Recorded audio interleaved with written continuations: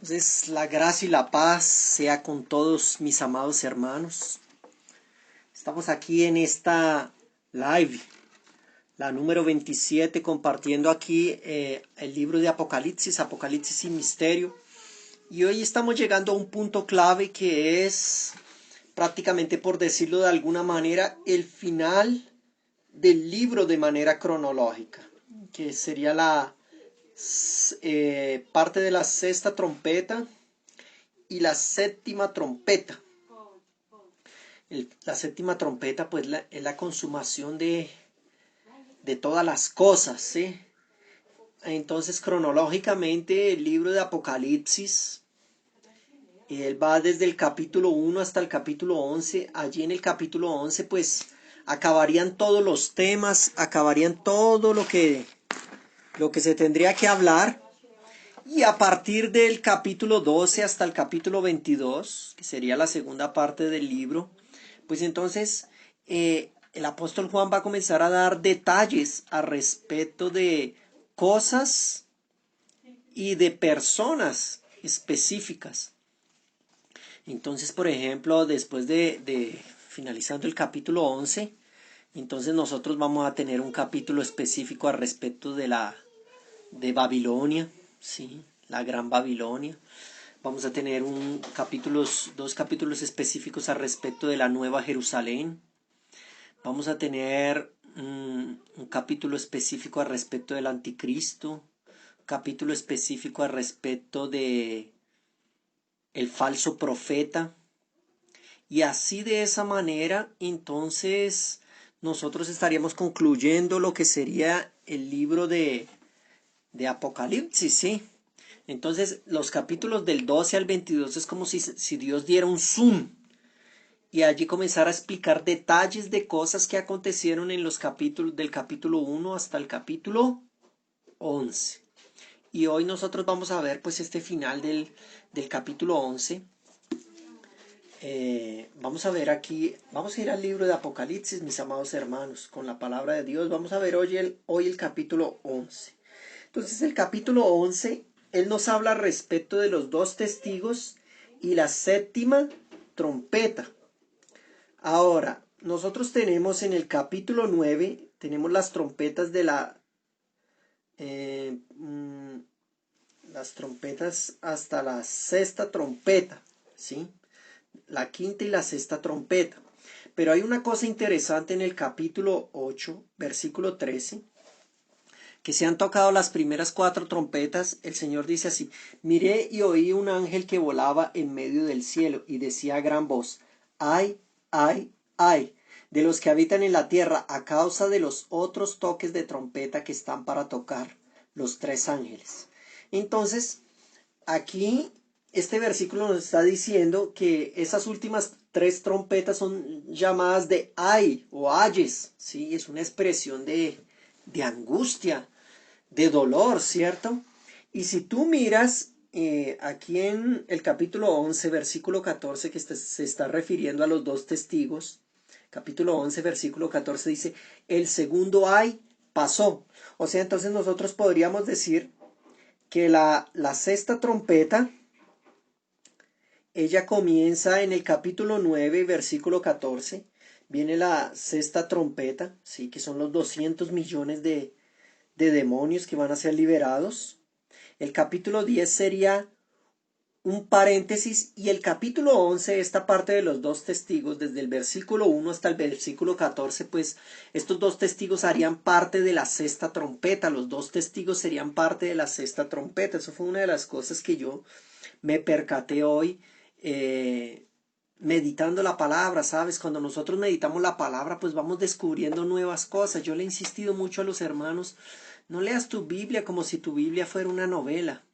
¿Sabes? La Biblia no es un libro como cualquier libro. La Biblia es una cuestión del corazón. ¿Por qué? Porque la escritura es espíritu. Jesús dijo: las palabras que yo os he hablado son espíritu y son vida. Y a veces muchos se preocupan con memorizar y memorizar versículos, que es algo bueno, pero ¿cómo tú memorizas al espíritu? ¿Cómo tú memorizas a una persona? No hay cómo. Debes tener es una relación. Entonces la palabra de Dios, la escritura, pues ella es algo fascinante, ella es espíritu y ella es vida. Y cuando nosotros la leemos lentamente, atentamente y repetidamente, pues entonces comenzamos a encontrar cosas que nosotros no nos habíamos percatado. A veces la persona dice, yo leo 10 capítulos de la Biblia por día, yo leo la Biblia 3 veces por año, pero realmente no tiene una realidad espiritual, porque esta realidad espiritual realmente viene es al meditar. Cuando meditamos la palabra, pues es donde nosotros vamos a recibir fuego en nuestro corazón. Uno de los salmos dice, en mi meditación hubo un fuego en mi corazón y entonces yo hablé. ¿Por qué? Porque el cristianismo no es una ceremonia, el cristianismo es una cuestión del corazón, ¿sí? Entonces tú tienes que hacer es que la palabra de Dios no quede solamente en tu mente, sino que ella vaya a tu corazón. A veces nosotros quisiéramos sabernos todo de memoria, pero no hay cómo. La propia palabra dice, el apóstol Pablo dice, en parte conocemos y en parte profetizamos. También dice, el conocimiento envanece, mas el amor edifica. Entonces no podemos ser supercerebros, porque supercerebro es lo siguiente. Por más que tú memorices y por más que tú aprendas y aprendas conocimiento al respecto de alguna materia, llega una hora que tú tienes que eliminar alguna parte del conocimiento para colocarle un nuevo conocimiento. Esa es la realidad, es como un computador. Cuando la memoria interna de un computador se llena y tú quieres colocarle más información, más megas, más gigas de una nueva información, pues ¿qué tienes que hacer? Apagar lo antiguo. ¿Sí? Entonces, la Biblia es una cuestión del espíritu. Entonces yo diría aquí que el capítulo 10, no, que nosotros hablamos el domingo, el ángel con el librito, en la administración número 26 del Apocalipsis, pues es un paréntesis. Pero el capítulo 11, desde el versículo 1 hasta el 14, sería la continuación de la sexta trompeta, ¿sí? Entonces vamos a pasar a leer la palabra de Dios, amén. Leamos la palabra de Dios, los dos testigos. Sí, aquí vamos a estar tocando dos temas, los dos testigos, que sería la continuación de la sexta trompeta, y la séptima trompeta del versículo 15 al 19, que es la consumación de todas las cosas. Cronológicamente se encierra todo. Bueno, entonces dice, entonces me fue dada una caña semejante a una vara de medir, y se me dijo, levántate y mide el templo de Dios y el altar y a los que adoran en él. Entonces aquí nosotros vemos lo primero, entonces me fue dada una caña. Una caña se relaciona en medida, ¿sí? Se relaciona a medida de la palabra caña, que viene la palabra canon, que significa medida. Y dice que era semejante a una vara. Entonces, la caña era semejante a una vara, o sea, nos habla de medida, y la vara nos habla respecto de disciplina, ¿cierto? La vara sirve para disciplinar. Entonces nos estamos dando cuenta aquí que aquí Dios está midiendo y al mismo tiempo Dios también está trayendo que un tiempo de disciplina a través de estos dos testigos, ¿no? Que sería la continuación de la sexta trompeta. Y se me dijo, levántate y mide el templo de Dios y el altar y a los que adoran en él. Pero el patio que está fuera del templo déjalo aparte y no lo midas, porque ha sido entregado a los gentiles. Ellos hollarán la ciudad santa 42 meses. Entonces estos 42 meses pues es una mención de la gran tribulación, ¿sabes? En el año 70 el general Tito, enviado allí por el Imperio Romano, pues vino y destruyó Jerusalén, quemó el templo, destruyó el templo, lo único que sobró fue el muro de las lamentaciones. Pero en 1967, pues Israel en la guerra de los 6 días, ellos recuperan varias partes de su territorio cuando fueron atacados por todos sus enemigos árabes. Y una de las cosas que ellos recuperan es Jerusalén. Y ellos dijeron que a partir de allí Jerusalén siempre sería la capital de los judíos. Pero interesante que es la capital de los judíos, pero ellos no han podido reconstruir el templo aún, ¿sí? Entonces, a pesar que es la capital de los judíos, hay la mitad de una semana, si se acuerdan cuando hablamos de la profecía de las 70 semanas, la última semana de la profecía de las 70 semanas de Daniel. Entonces, la última semana, el anticristo hará un pacto con Israel. Pero a la mitad de la semana, él quebrará el pacto. Entonces, allí en medio del templo va a ser colocada una estatua del anticristo. Esa estatua va a hablar, va a lanzar fuego a todos los que no lo adoren, ella va a escupir fuego, los va a quemar. Sí, es la abominación, ¿no? Cuando el anticristo va a colocar su propia estatua dentro del lugar santísimo, del lugar donde se encuentra realmente es el arca de Dios, no el arca de la alianza. Entonces, durante esa semana, esos 42 meses, dice, y los gentiles, ellos hollarán la ciudad santa 42 meses, es el tiempo de la gran tribulación. Durante el tiempo de la gran tribulación, pues el anticristo va a tener el dominio sobre Jerusalén, ¿sí? Versículo 3, y ordenaré a mis 2 testigos que profeticen por 1260 días, vestidos de ropas ásperas. Entonces, estos 1260 días, si tú haces las cuentas, pues es lo que son 42 meses. De pronto tú vas a hacer las cuentas y las cuentas no te van a dar. Y tú vas a decir, no, pastor, pero si yo multiplico 3 años y medio, ¿no? Por 365 días, entonces me da tanto, pero aquí 1260 días me da menos. Sí, claro, te va a dar algunos días a menos, te va a dar por lo menos 2 días menos. ¿Por qué? Porque tenemos que tener en cuenta que en la Biblia los años son lunares y no son solares. Los años de los judíos, ellos son lunares, son meses de 30 días, o sea, más o menos el año de los judíos dura solamente 360 días y no 365 como en como en el calendario gregoriano, que es el que nosotros usamos. Entonces, esta mención de 1260 días es lo mismo que 42 meses, es lo mismo que 3 años y medio, es lo mismo que la gran tribulación. Entonces, durante la gran tribulación, que son esos 3 años y medio, ¿sí? Allí estos 2 testigos que hacen parte de la sexta trompeta, pues entonces ellos van a estar ¿qué? Profetizando, ¿sí? Entonces aquí nos dice, estos son los 2 olivos y los 2 candelabros que están en pie delante del Dios de la tierra. Esos 2 testigos pues son mencionados, esta cuestión de los 2 olivos, ella es mencionada en el libro de Zacarías, ¿sí? Y dice que ellos irán a profetizar con ropas ásperas. ¿Por qué con ropas ásperas? Las ropas ásperas, ellas nos hablan al respecto de qué, de luto, ¿sí? Entonces la profecía de ellos va a ser una profecía fuerte, no va a ser una profecía de alegría, porque realmente, mira lo que va a pasar con estos 2 testigos. Estos 2 testigos son, versículo 4, estos testigos son los 2 olivos y los 2 candelabros que están de pie delante del Dios de la tierra. Si alguno quiere dañarlos, sale fuego de la boca de ellos y devora a sus enemigos. Si alguno quiere hacerles daños, debe morir de la misma manera. Estos tienen poder para cerrar el cielo a fin de que no llueva en los días de su profecía. Y tienen poder sobre las aguas para convertirlas en sangre y para herir la tierra con toda plaga, cuantas veces quieran. Cuando hayan acabado su testimonio, la bestia que sube del abismo hará guerra contra ellos, los vencerá y los matará. Entonces aquí cabe una pregunta que sería esta pregunta, bueno, ¿quiénes son esos 2 testigos? Mucho se ha especulado al respecto de los 2 testigos y pues hay varias teorías, ¿no? Algunos dicen que es Enoc y Elías, ¿cierto? Entonces dicen que porque Enoc, y tanto Enoc como Elías, ellos subieron al cielo vivos. Son 2 personas que no pasaron por la muerte. Entonces algunos dicen, no, estos 2 testigos, otros dicen que estos 2 testigos son Moisés y Elías. ¿Sí? Nadie discute al respecto de Elías. ¿Por qué? Porque hay una profecía en el libro de Malaquías. Sí, a mí me gustaría encontrar esa profecía. Creo que está en Malaquías capítulo...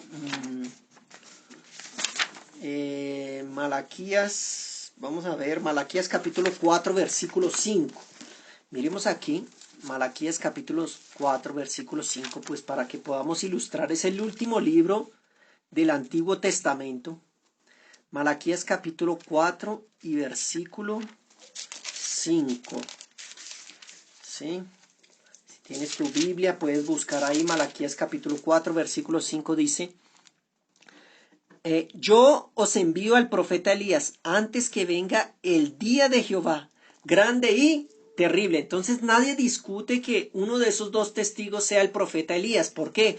Porque aquí dice, yo os envío al profeta Elías antes que venga el día de Jehová, grande y terrible.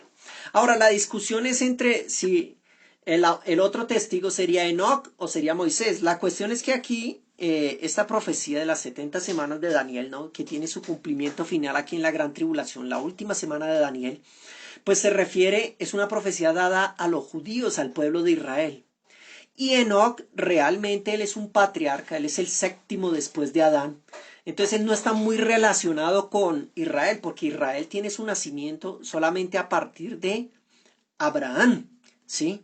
Adán es la cabeza de toda la genealogía de los nacidos, de la genealogía nacida, ¿no?, creada. Pero Abraham es la cabeza de la genealogía llamada. Abraham fue llamado, ¿sí? Es la diferencia de Adán, ¿no? Entonces, nadie discute respecto de que sea el profeta Elías. Ahora, en relación a Enoc, entonces algunos dicen, no, debe ser Enoc por causa de eso, pero te estaba explicando que Enoc es más o menos unos 3000 años antes de que aparezca el pueblo de Israel, o sea, él no está relacionado con el pueblo de Israel. Otras personas argumentan que debe ser Enoc, ¿por qué? Porque el libro de Hebreos, si tú buscas en el libro de Hebreos, eso está en el capítulo, Hebreos creo que es capítulo 9, vamos a buscarlo aquí, Hebreos capítulo 9, versículo 27, ¿sí? Hebreos está en el Nuevo Testamento, Hebreos 9, 27, mira lo que dice. Dice, Hebreos 9, 27 dice, y de la manera que está establecido para los hombres, que mueran una sola vez y después de esto el juicio. Y como aquí estos dos testigos pues son muertos, dice que la bestia que sube del abismo hará guerra contra ellos y los vencerá y los matará. Entonces muchos dicen, no, pero no puede ser Moisés, porque Moisés cómo va a morir dos veces. Dice que está determinado para los hombres que mueran una vez y después el juicio, ¿sí? Ahora yo argumentaría respecto de eso en relación a que hay otras personas que también murieron y murieron dos veces. ¿Qué nosotros podemos decir de Lázaro? Lázaro resucitó y después volvió y murió. ¿Qué podemos decir del hijo de la viuda de Naín? Resucitó y después murió. ¿Qué podemos decir de Éutico, que se cayó de la ventana en medio de la predicación del apóstol Pablo? A medianoche, sentado en una ventana en el tercer piso, se cae de la ventana y muere, y el apóstol Pablo lo resucita. Bueno, él después murió un tiempo después. ¿Qué podemos decir de Dorcas, que fue resucitada por el apóstol Pedro allí en el libro de Hechos de los Apóstoles? ¿Sí? ¿Qué podemos decir del hijo allí de esta mujer que fue resucitado por el profeta Elías? Y otro niño que fue resucitado también por el profeta Eliseo. Estoy impresionado realmente, la palabra de Dios, ella es fascinante. Entonces lo que yo diría es que realmente estos dos testigos, sí, mi opinión sería que estos dos testigos realmente son ¿quién? Moisés y Elías. ¿Por qué Moisés y Elías? Porque tú miras las señales que ellos hacen, pues estas señales son muy parecidas con las señales que hicieron el profeta Elías y Moisés durante sus ministerios. Entonces miremos aquí, versículo 5. Si alguno quiere dañarlos, sale fuego de la boca de ellos. Entonces nosotros nos damos cuenta que en el ministerio del profeta Elías, cuando el rey Acab mandó a traerlo a su presencia, ¿no? Primero mandó 50 soldados y un capitán. Y dijo, hombre de Dios, ven, el rey te llama. Ahí Elías respondió, si soy hombre de Dios, que caiga fuego del cielo. Cayó fuego del cielo y los consumió. Después vino otro capitán, hombre de Dios, ven que el rey te llama. Ahí él dijo, si soy hombre de Dios, que caiga fuego del cielo. Y los consumió. Y también nosotros vemos allí cuando hubo el desafío en el monte Carmelo. Una de las partes más impresionantes de la Biblia son los 400 profetas de Baal contra el profeta Elías. ¿Sí? Donde ellos colocan cada uno un sacrificio y el Dios que respondiera con el fuego, pues entonces ese sería el verdadero Dios. Los profetas de Baal claman hasta mediodía, se zanjaban, se cortaban para llamar la atención de su Dios Baal que respondiera con el fuego sobre el sacrificio y no respondió. Pero después el profeta Elías se arrodilla, ora y ahí viene el fuego de Dios. Entonces dice que sale boca de fuego y los devora a sus enemigos. Si alguno quiere hacerles daño, debe morir de la misma manera. Estos tienen poder para cerrar el cielo. Sabemos que el profeta Elías oró fervientemente a Dios y durante 3 años y medio no llovió. ¿Será que esto es coincidencia? No es una coincidencia. Durante el tiempo del del rey Acab, durante 3 años y medio no llovió. Es interesante ver que 3 años y medio es un número también importante en la Biblia, ¿no? Porque ya sería como ¿cómo te diría esa palabra, no? Algún símbolo, ¿no? Algún ejemplo de aquello que iría a ser la gran tribulación ya había acontecido en los días del rey Acab, ¿sí? Entonces, versículo 6, esto tiene poder de cerrar el cielo a fin de que no llueva en los días de su profecía. Entonces, durante los 3 años y medio de la gran tribulación no va a llover. Tú tienes que hacerte un cuadro en tu mente que es que las primeras 4 trompetas son básicamente meteoritos. Uno destruye la mitad, la tercera parte del mar, de los seres que están en el mar, de las naves. La tercera parte destruye la tercera parte de la tierra. El otro destruye la tercera parte de las fuentes de las aguas. ¿Sí? Y la otra hace que la tercera parte del día deje de iluminar el sol, la luna y las estrellas. En la quinta trompeta, durante 5 meses, un ejército de demonios llamados de langostas, pero son demonios, ellos atacan a las personas durante 5 meses atormentándolas. Las personas buscan la muerte pero no la encuentran. Y finalmente en la sexta trompeta, pues viene un ejército, es liberado un ejército de 200 millones de demonios que matan la tercera parte de la humanidad, ¿sí? Y para completar esta sexta trompeta, pues nosotros tenemos los 2 testigos ejerciendo su ministerio, ¿dónde? En Jerusalén, ¿sí? Entonces, además de todo lo que están causando las trompetas, los juicios de Dios, pues estos 2 testigos también están causando un juicio tremendo. Continuemos. Versículo 6. Estos tienen poder para cerrar el cielo a fin de que no llueva en los días de su profecía. Y tienen poder sobre las aguas para convertirlas en sangre. Entonces tú te recordarás el primer milagro de Moisés fue ¿cuál? Transformar las aguas del río Nilo en sangre. ¿Sí? Y para herir la tierra con toda plaga cuantas veces quieran. ¿Qué fue lo que Moisés hizo en Egipto? Trajo 10 plagas. Entonces nosotros nos damos cuenta que el ministerio de estos 2 testigos pues es muy semejante al ministerio de Elías y al ministerio de Moisés. Aunque Elías no está en discusión, nadie discute a Elías pues por causa del versículo que les mostraba en Malaquías capítulo 4 versículo 5.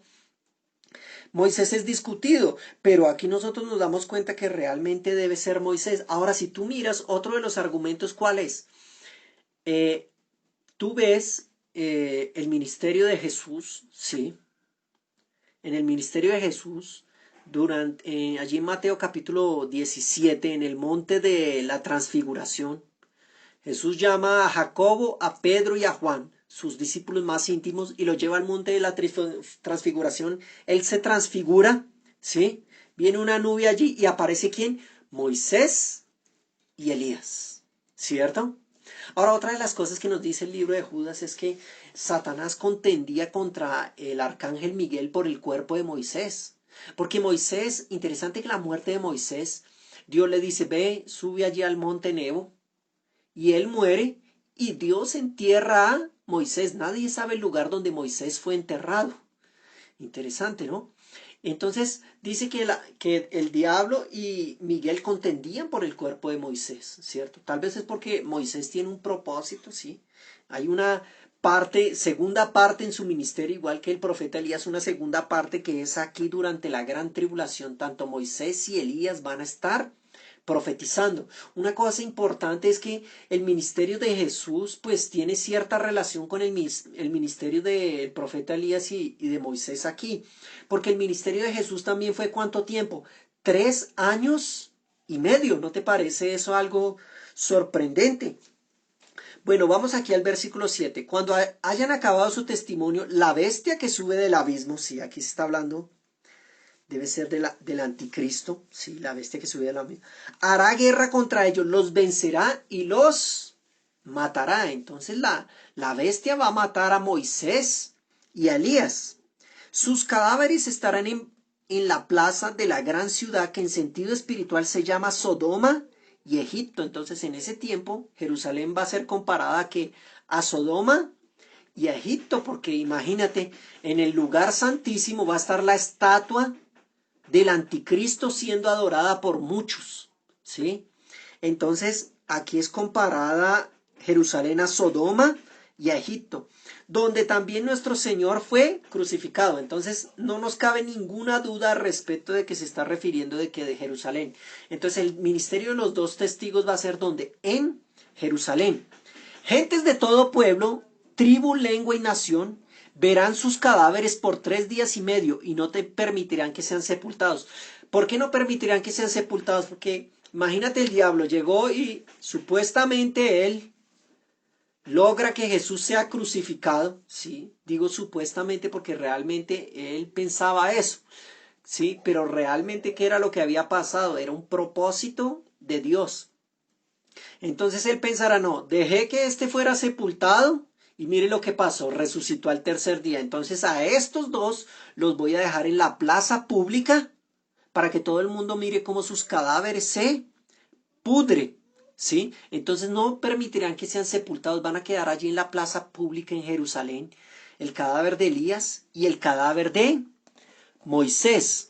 Versículo 10. Los habitantes de la tierra se regocijarán sobre ellos, se alegrarán y se enviarán regalos unos a otros, porque estos dos profetas habían tormentado a todos los habitantes de la tierra. Entonces realmente el juicio que estos dos testigos van a ejercer sobre la tierra en aquella época va a ser terrible.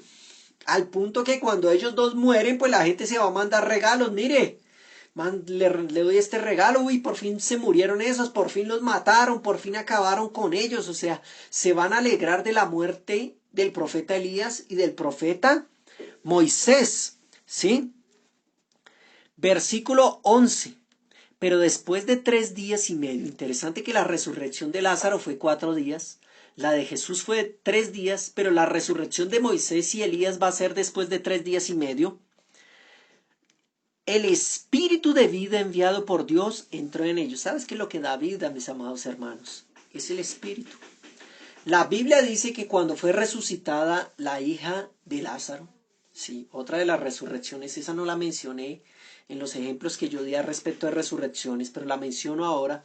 Dice que cuando Jesús oró por ella, entonces el espíritu de la vida vino. Ese del espíritu de la vida volvió en ella, tú lo puedes encontrar, ¿sí? Porque ese milagro está en otros 2 evangelios, pero ese detalle solamente es mencionado en Lucas, porque lo que da vida es el espíritu. La Biblia dice, la carne para nada aprovecha, pero el ocuparse del espíritu es vida y paz. Entonces, cuando el espíritu vuelve, ¿sí? Cuando la persona muere, realmente lo que ya pierde es su espíritu, sale. Que el espíritu es la parte más importante. Por eso dice el libro de Tesalonicenses, en Tesalonicenses 5:23, dice, y sea santificado todo vuestro ser, espíritu, alma y cuerpo. Nuestra parte más real es nuestro espíritu. Versículo 11. Pero después de 3 días y medio, el espíritu de vida enviado por Dios entró en ellos, se levantaron sobre sus pies y cayó gran temor sobre los que los vieron. Entonces imagínate, después de 3 días y medio ellos dos muertos en plaza pública, todo el mundo viéndolo, porque tú sabes que hoy en día nosotros tenemos un acceso a la tecnología donde todas las cosas son globalizadas. Y ahí de repente resucitan, eso va a ser noticia mundial. Versículo 12. Entonces oyeron una gran voz del cielo que les decía, subid acá. Y subieron al cielo en una nube y los vieron sus enemigos. Entonces Moisés y Elías van a ser arrebatados en aquel momento en una nube. 13. En aquella hora hubo un gran terremoto. Entonces hay el arrebatamiento y viene un gran terremoto. ¿Tú te acuerdas que cuando Jesús murió hubo también un terremoto? Pues cuando los dos testigos sean arrebatados, pues también habrá un gran terremoto. Y la 10ª parte de la ciudad se derrumbó, ¿sí? Nosotros debemos pensar, Jerusalén hoy en día es una ciudad de más o menos 3 millones de personas. Entonces la 10ª parte de una ciudad de 3 millones de personas derrumbarse no es poca cosa. En aquella hora hubo un gran terremoto y la 10ª parte de la ciudad se derrumbó por el terremoto. Murieron 7,000 hombres. Los demás se aterrorizaron y dieron gloria al Dios del cielo. Aquí viene el versículo por el cual yo digo que los dos testigos hacen parte de la continuación de la 6ª trompeta. El segundo ay pasó. He aquí el tercer ay viene pronto, que es la 7ª trompeta. Aleluya, mis amados hermanos. Entonces, aquí viene la consumación de todas las cosas. Nosotros vamos a leer aquí, y por eso, y aquí tú me vas a entender lo que yo te digo, de que todo el libro de Apocalipsis cronológicamente finaliza en el capítulo 11. Y del capítulo 12 en adelante, entonces van a ser detalles al respecto de cosas y de personas. Para un ejemplo te voy a decir aquí, mira, el capítulo 12 habla respecto de la mujer y el dragón. Entonces ya es algo al respecto de los creyentes y de los judíos que van a ser perseguidos durante la gran tribulación. ¿Sí? El capítulo 13 nos habla respecto de las dos bestias, entonces es una descripción más detallada respecto del anticristo y al respecto del falso profeta. ¿Sí? El cántico de los 144,000 es algo al respecto de la iglesia. ¿Sí? Aquí nos habla el capítulo 14 también del arrebatamiento. ¿Sí? El capítulo 15 y 16 pues es parte de la 7ª trompeta, ¿sí? Porque la 7ª trompeta incluye otra parte del juicio que son las copas de la ira, 7 copas de ira. El capítulo 17 nos habla respecto de la condenación de la gran ramera, entonces es de la gran Babilonia, del gobierno religioso de este mundo. Y el capítulo 18 pues es la caída de la gran Babilonia, ¿sí? Y aquí, así por delante, sí, al final aquí, el capítulo 20 nos habla respecto del milenio que está incluido en la 7ª trompeta. Y el capítulo 21 al respecto de cielo nuevo, tierra nueva, también nos habla del milenio. Y el final del capítulo 21 y el 22 pues nos hablan al respecto de la nueva Jerusalén. Pero todo esto hace parte de la 7ª trompeta. O sea, la 7ª trompeta abarca un tiempo grandísimo de tiempo, ¿sí?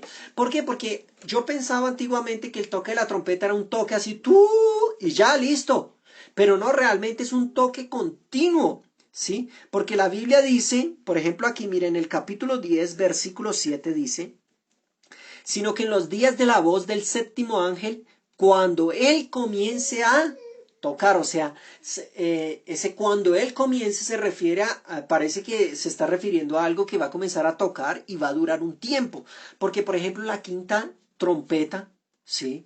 Que son esos demonios, esas langostas que van a atormentar a los hombres, dura 5 meses, o sea, el toque de esa trompeta son 5 meses, pues el toque de la trompeta, de la 7ª trompeta es mucho más largo, es a partir aquí del final de la gran tribulación, hasta el inicio de la eternidad, ¿sí? Entonces leámoslo aquí, capítulo 11, versículo 15 dice, el 7º ángel tocó la trompeta y hubo grandes voces en el cielo que decían, los reinos del mundo han venido a ser de nuestro Señor y de su Cristo, y Él reinará por los siglos de los siglos. Entonces, si tú te das cuenta, el reino, el milenio, está incluido en la 7ª trompeta, ¿sí?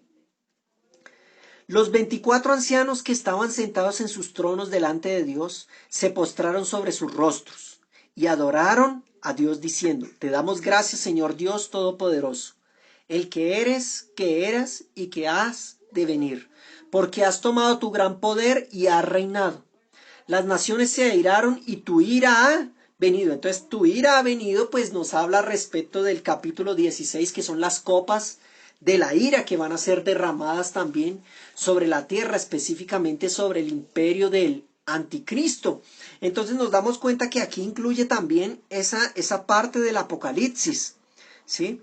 Las naciones se airaron y tu ira ha venido. El tiempo de juzgar a los muertos, de dar galardón a tus siervos, el tiempo de juzgar a los muertos, o sea, cuando los muertos resuciten y vayan a presentarse en delante del trono blanco, lo que es conocido como el juicio final, ¿sí? De aquellos que no creyeron, pues está incluido en la séptima trompeta. Y también está incluido que el tribunal de Cristo dice, y dar el galardón a tus siervos los profetas. Entonces el tribunal de Cristo también está incluido en la séptima trompeta. A los santos que temen tu nombre, a los pequeños y a los grandes, y de destruir a los que destruyen la tierra. El templo de Dios fue abierto en el cielo, y el arca de su pacto se dejó ver en el templo.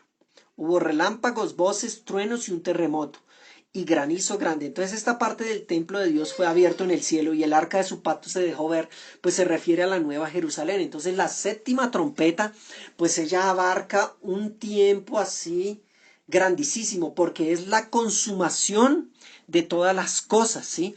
Porque mira lo que dice aquí el capítulo 10, vuelve un poquito más atrás, capítulo 10, versículo 7 dice, sino que en los días de la voz del séptimo ángel, cuando comience a tocar la trompeta, el misterio de Dios se consumará. Entonces la consumación de todas las cosas está incluida ¿dónde? En la séptima trompeta. Amén. Bueno, entonces,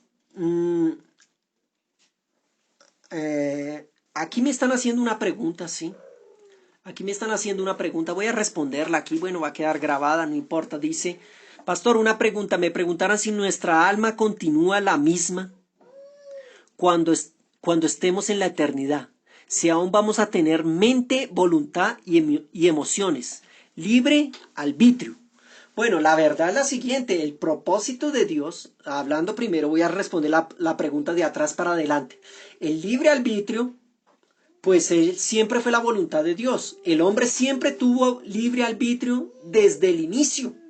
No fue eso que Dios creó a Adán y Eva, Él no los creó como dos robots, Él siempre les dio la opción de escoger. Entonces en el huerto del Edén estaba el árbol de la vida y el árbol del conocimiento del bien y del mal. Siempre hubo libre arbitrio desde el inicio, siempre ha sido la voluntad de Dios. La voluntad de Dios nunca ha sido tener un grupo de robots, no. Dios lo que quiere es hijos, ¿sí? Y si tú te das cuenta, pues hijos, ellos tienen libre arbitrio. Quien no tiene libre arbitrio son esclavos, ¿sí? Entonces el libre arbitrio siempre ha sido incluido desde el inicio. Adán y Eva fueron creados con libre arbitrio, ¿sí? Ahora, nuestra alma continúa la misma cuando estemos en la eternidad. Nosotros somos espíritu, alma y cuerpo. Nuestra alma hace parte de la salvación, ¿sí? Entonces, ninguna de nuestras tres partes son desechadas. Cuando nosotros hacemos el curso de madurez en el espíritu, estudiamos, hay una materia que se llama Andando en el Espíritu y estudiamos al respecto de espíritu, alma y cuerpo. Los separamos para ser estudiados porque es más didáctico, pero es imposible separar lo uno de lo otro. Las tres cosas están interligadas. ¿Sí? Tanto así que cuando tú te pones, cuando tu alma está triste, sí, que la tristeza es una de las funciones del alma, de las emociones, hace parte de las emociones, pues ¿qué es lo que dice la Biblia? Que el corazón alegre hermosea el rostro, pero cuando la persona está triste, pues se ve que decaída. Entonces nosotros somos, tenemos tres partes, pero somos solo un ser. Entonces la salvación ella incluye todas las cosas. Entonces lo primero que es salvo cuando nosotros nos convertimos y recibimos a Jesús, pues es nuestro espíritu. Allí en el libro de Hebreos dice los espíritus de los santos que han sido hechos perfectos. Y también Jesús le dijo a los discípulos, el espíritu está listo, pero la carne es débil. Entonces en nuestro espíritu la obra ya está terminada, solo necesitamos ejercer el espíritu, ejercitar el espíritu. Ahora nuestra alma es mente, voluntad y emociones. También Dios quiere salvar nuestra alma, pero nuestra alma, la parte más importante de nuestra alma es la mente.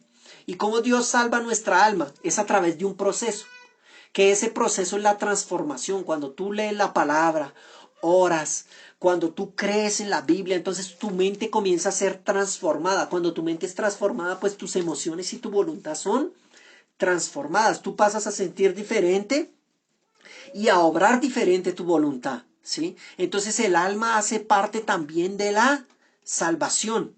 Y la última parte, la más superficial, es el cuerpo. Este cuerpo tiene un problema. Esto que tú ves aquí, la carne, ella no fue lo que Dios creó. La carne que nosotros tenemos es el resultado de lo que Dios creó, que fue contaminado por la naturaleza pecaminosa. La naturaleza pecaminosa vive en el cuerpo, ¿sí? Está en el cuerpo. Antes del pecado no había muerte. Y aun cuando el pecado entró, tú te das cuenta que los patriarcas vivían 800, 900 años, porque el pecado no era tan expresivo como hoy en día. Pero hoy en día el hombre no llega, la Biblia dice que primero había dicho que 120 años en la época de Moisés, después Dios dijo, no, 70, 80 entre los más fuertes. Y tú te das cuenta que nosotros vamos envejeciendo a cada día. ¿Por qué? Porque este cuerpo es corruptible. Pero va a llegar un momento en que nosotros vamos a recibir un nuevo cuerpo incorruptible. Nuestro cuerpo también va a ser salvo, pero nosotros vamos a recibir que un nuevo cuerpo. Nuestro cuerpo, nuestro espíritu renace.